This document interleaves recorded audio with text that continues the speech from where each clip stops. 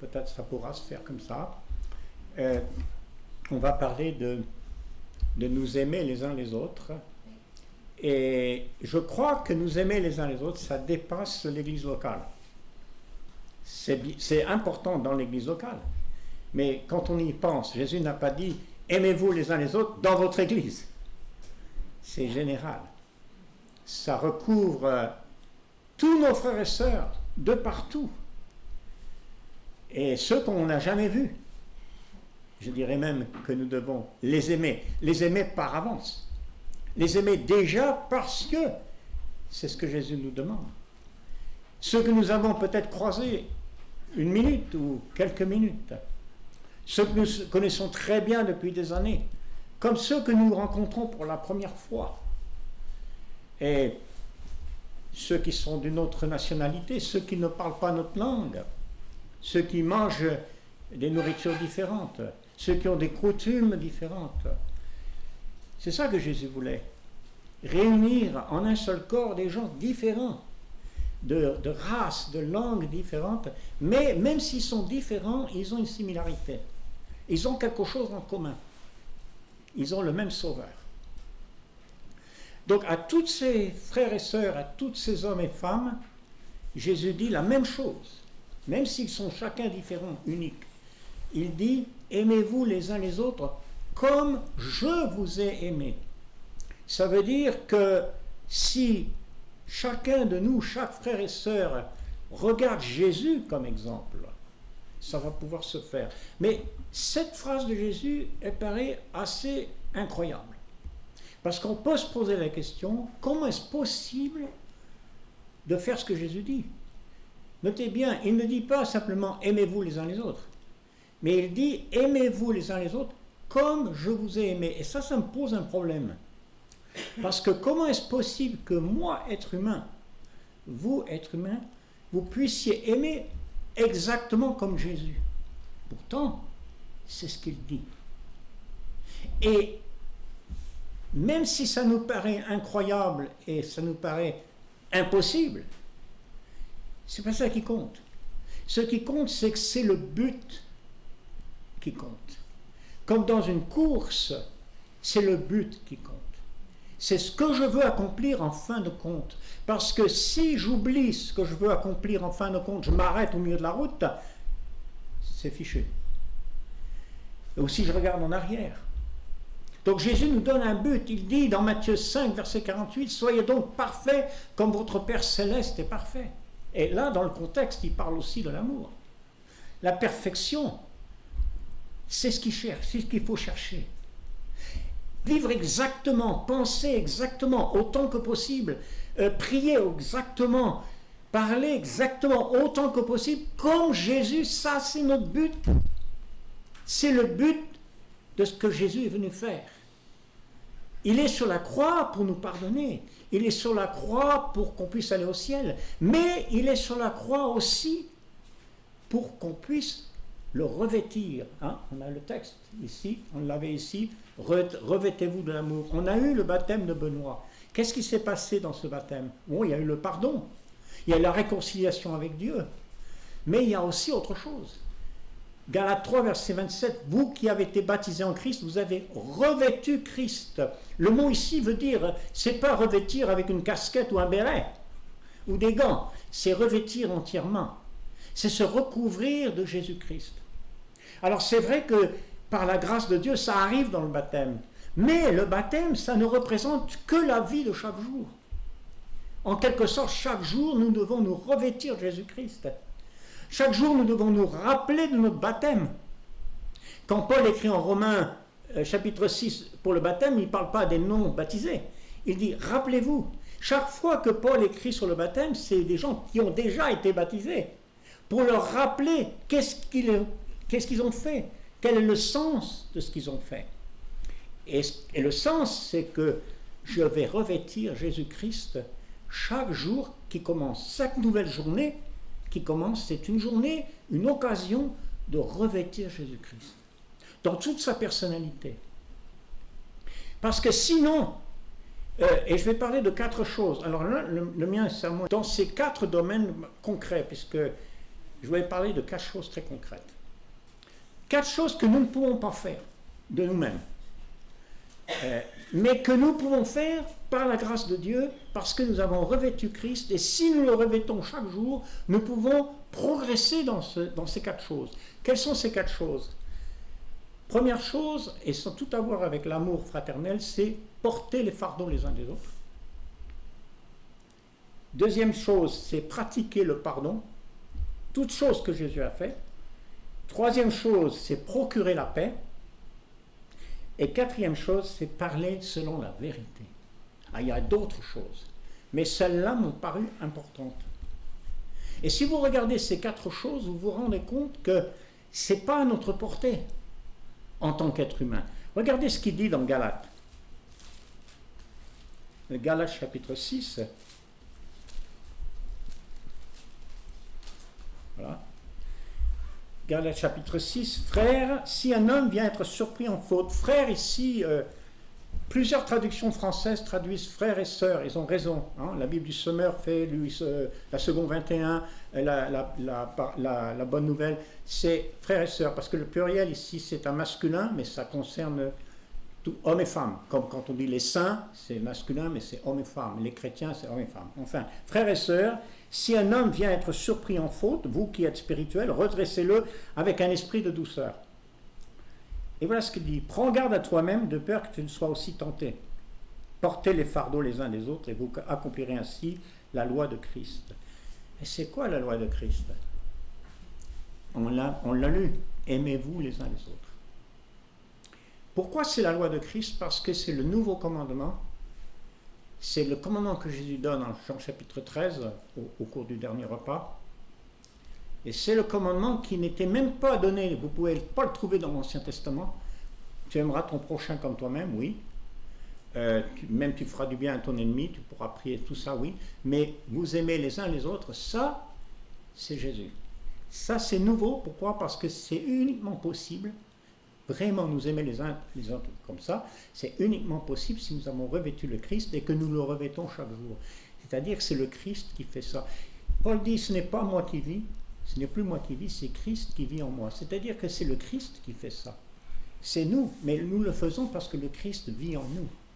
Dans la mesure où nous vivons avec le Christ chaque jour, que nous commençons notre journée avec lui, conscients de qui il est, ce qu'il a fait pour nous et qu'il va revenir, non pas distrait par des milliers de choses ou par des milliers de personnalités, mais comme le dit le livre des Hébreux, les yeux fixés sur lui, du matin au soir, dans notre cœur, là quelque chose se passe en nous et qui fait que quand il dit portez les fardeaux les uns des autres, finalement c'est le Christ en nous qui fait ça, parce que moi je ne peux pas porter les fardeaux de mes frères, mais avec le Christ on peut le faire, mais c'est le Christ qui le fait et c'est pas moi qui va avoir la gloire. Si je porte les fardeaux de mes frères comme je dois, il faut que le monde qui le voit ou mes frères qui le voient puissent dire Jésus fait quelque chose. C'est pas Yann, c'est Jésus qui le fait.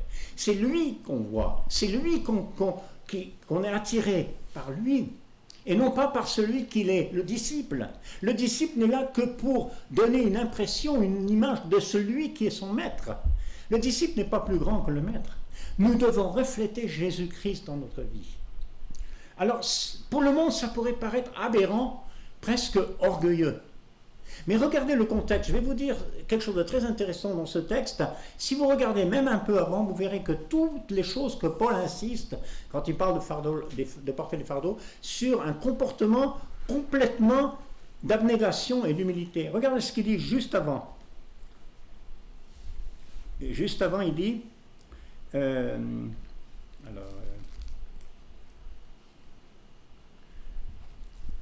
Galates.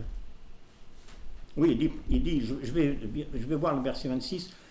Ne cherchons pas une vaine gloire, chapitre 5, verset 26, en nous provoquant les uns les autres, en nous portant à envie les uns les autres. Notez, ne cherchez pas une vaine gloire. Plus loin, il dira un peu la même chose. Si quelqu'un pense être quelque chose, quoi qu'il ne soit rien, il s'abuse lui-même. Que chacun examine ses propres œuvres et leur aura sujet de se glorifier pour lui seul. Tout ce qu'il est en train de dire, c'est essayez pas de prendre la première place. Essayez pas d'être important. Essayez pas de montrer qui vous êtes. Essayez de vivre revêtu de Jésus-Christ, de l'écouter, de le suivre. Et c'est Jésus que les personnes vont voir. Et c'est finalement Jésus qui permet de porter les fardeaux des frères. Si nous voulons faire ça sans Jésus, par nous-mêmes, on va tomber. On ne peut pas porter les fardeaux même d'un seul frère. Mais là, on porte les fardeaux de tous nos frères par l'œuvre que le Christ fait en nous. Ça, c'est magnifique. Ensuite, c'est pratiquer le pardon mutuel. Jésus, pareil, c'est ce qu'il a fait. Il a pratiqué le pardon vis-à-vis de ses disciples, vis-à-vis du peuple qui l'entourait, qui le rejetait, vis-à-vis même de ceux qui l'ont crucifié. Pardonne-leur car ils ne savent pas ce qu'ils font. Donc, est-ce que j'ai la capacité de pardonner? Est-ce que je suis capable de pardonner? Absolument pas. Nous, les êtres humains, ça va contre notre nature. On va vouloir se venger. On va vouloir rendre le mal pour le mal. On va vouloir dire les mauvaises choses si on dit des mauvaises choses de nous. On va vouloir prendre à celui qui nous a pris, et etc., etc. Donc, c'est le paradoxe. Là, il s'agit de faire quelque chose, d'être capable de pardonner. Mais est-ce qu'on peut? En fait, on ne peut pas. Alors, le pardon mutuel, Éphésiens 4, il y a beaucoup de textes, évidemment. Mais regardez comment c'est une expression de l'amour fraternel. Éphésiens 4, verset 31. Éphésiens 4, verset 31. Si je trouve, voilà. Verset 31. Que toute amertume, toute animosité, toute colère, toute clameur, toute calomnie, toute espèce de méchanceté disparaissent du milieu de vous. Soyez bons les uns envers les autres, compatissants, vous pardonnant réciproquement, comme Dieu vous a pardonné en Christ. Donc, vous voyez ce qui fait le lien, comme Dieu vous a pardonné en Christ. Toutes ces choses qu'il dit, c'est complètement hors de notre portée. Si on le regarde d'un point de vue humain, c'est hors de notre portée. Mais si nous revêtons le Christ dans notre vie, si nous sommes communion avec lui, si nous sommes attachés, comme les branches attachées à la vigne, nous pourrons porter ce fruit. Mais le fruit, toutes ces choses qu'il dit, ça viendra en fait de Jésus lui-même.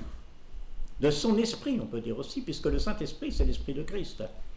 Paul dit en Romains, celui qui n'a pas l'esprit n'a pas le Christ. Donc c'est la même chose.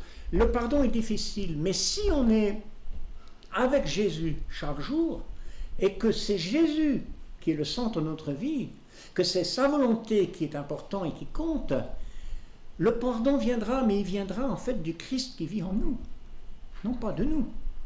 Et si on veut essayer de pardonner nous-mêmes, encore, c'est pas possible, on n'y arrivera pas. Troisième chose, procurer la paix. Jésus est venu pour apporter la paix. Et nous devons être, pour être enfants de Dieu, nous devons apporter la paix, nous devons être ceux qui apportent la paix. Bienheureux ceux qui produisent la paix, car ils sont appelés enfants de Dieu. Dans le sermon sur la montagne, procurer la paix. Il y a beaucoup de textes, mais je vais en lire un, j'en ai plusieurs là ici, mais je vais en lire un simplement. C'est dans Jacques chapitre 3. Jacques chapitre 3, verset 36.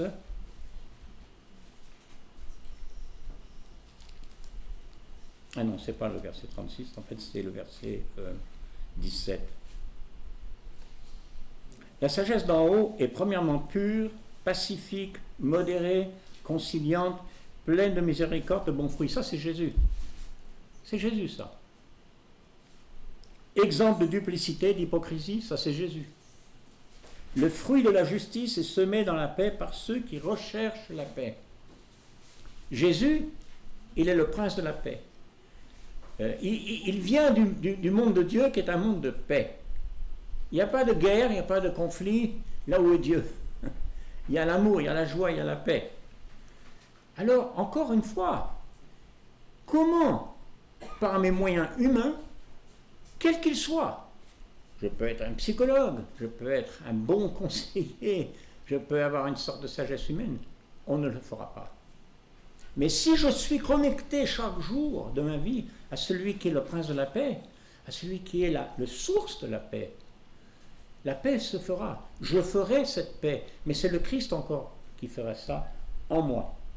Et le quatrième, c'est de parler avec vérité. Dieu ne peut pas mentir. Jésus, pareil. Tout ce que Jésus a dit était vrai. Et ça, c'est un but extraordinaire. De dire tout ce qu'on dit, d'y réfléchir, de prier, de réfléchir à tout ce qu'on dit pour que tout ce qu'on dit soit selon la vérité dans ce monde qui est contrôlé, il faut bien le dire, par quoi? Par le mensonge. C'est le mensonge qui domine tout autour. Et d'ailleurs, à tel point que maintenant, la multiplication de l'information, on ne sait plus ce qui est vrai, on ne sait plus, comme on dit, à quel sens donner ou à quel sens se vouer. Alors, Colossiens 3, versets 8 et 9, je crois qu'on a déjà presque pratiquement parlé de ce texte. Colossiens 3, versets 8 et 9, si je le trouve, voilà. Maintenant, renoncez à toutes ces choses, à la colère, l'animosité, la méchanceté, encore ça c'est Jésus. Pas de méchanceté, pas d'animosité, pas de calomnie chez Jésus, aux paroles équivoques ou grossières, qui pourraient sortir de votre bouche. Ne mentez pas les uns aux autres, vous étant dépouillés du vieil homme et de ses œuvres, ayant revêtu l'homme nouveau qui se renouvelle dans la connaissance selon l'image de celui qui l'a créé. Donc le but de notre vie, c'est l'imitation de Jésus-Christ, c'est-à-dire c'est avoir Jésus-Christ tellement dans notre cœur, dans nos pensées, être tellement en contact avec sa parole chaque jour, dans la prière aussi, que, en fin de compte, c'est ce Jésus qui vit en nous, par son esprit aussi, par le Saint-Esprit, et ce Jésus qui vit en nous, qui fait ces quatre choses, à travers nous. Mais ce qui est beau, c'est que si c'est vraiment comme ça qu'on vit, moi je pense, et je pense que l'Écriture le montre, que quand le monde le voit, quand nos frères le voient, et le monde le voit, ils ne vont pas nous glorifier. Ils ne vont pas dire c'est Yann, ou c'est Roland, ou qui. Ils vont dire c'est Jésus-Christ. Ils vont reconnaître Jésus-Christ. Et ça, c'est très important. Parce qu'on veut faire connaître Jésus au monde. Mais comment? Ben, Jésus avait dit, dans le même texte où il dit « Aimez-vous les uns les autres », il dit « C'est à cela qu'ils sauront que vous êtes mes disciples ». Il ne dit pas que c'est à cela qu'ils vont se convertir, c'est à cela qu'ils vont forcément obéir à l'évangile. Il ne dit pas, c'est pas ça qu'il dit. Il dit, mais ils sauront que vous êtes mes disciples. Ils peuvent savoir, le monde autour de nous peuvent savoir qu'on est disciples de Jésus sans jamais obéir à l'évangile, pour des raisons personnelles. Ça a l'air d'être Jésus. Mais jamais je le suivrai. Jamais je vais m'engager. Ça, c'est une réalité. Mais Jésus dit bien que c'est tout ce qu'on a à faire. Que le monde sache qu'il est notre Sauveur et que c'est lui que nous suivons. Si de cet effort, de ce travail, de cet effort de relation avec Jésus, il en vient qui viennent à Christ, c'est bien, c'est magnifique, c'est merveilleux. Mais sachons que notre travail, c'est simplement de vivre cela, de montrer Jésus-Christ à travers nos vies, qu'il y ait conversion ou pas. Que l'Église grandisse ou pas. Parce que c'est Dieu qui fait croître, c'est pas nous. Et on peut prier pour cela, que l'Église grandisse au Québec, partout. On puisse avoir plus de frères et sœurs qui puissent venir comme ça, qui sont un peu partout. On peut, mais ça commence déjà avec ce dont on parle ici, c'est-à-dire l'amour. C'est le message le plus important de la Bible, c'est l'amour. C'est le message central de la Genèse à l'Apocalypse. Et ça doit être le message de notre vie.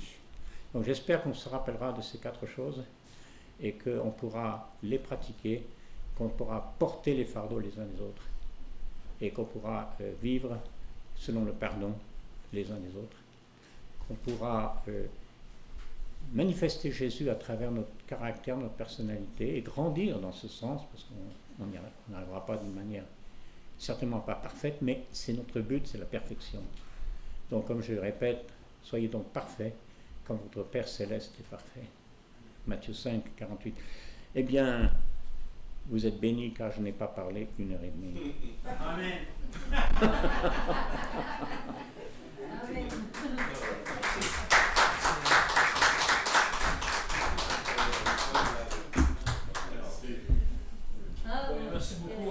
orateurs, merci beaucoup à chacun d'entre vous pour votre présence, pour votre assistance, tous ceux qui ont contribué à la journée d'une manière ou d'une autre, même par vos prières. Là. Et puis pour terminer, on va faire une prière, c'est notre frère Dwayne qui va venir faire la prière. On va faire un rond, en même temps, on va penser à notre nouveau frère qui vient d'être baptisé, à Benoît. Dans la prière, surtout, n'oublie pas Benoît, Dwayne. Alors faisons un cercle qui va faire le tour du bâtiment de même. C'est comme ça qu'on va terminer notre réunion ensemble.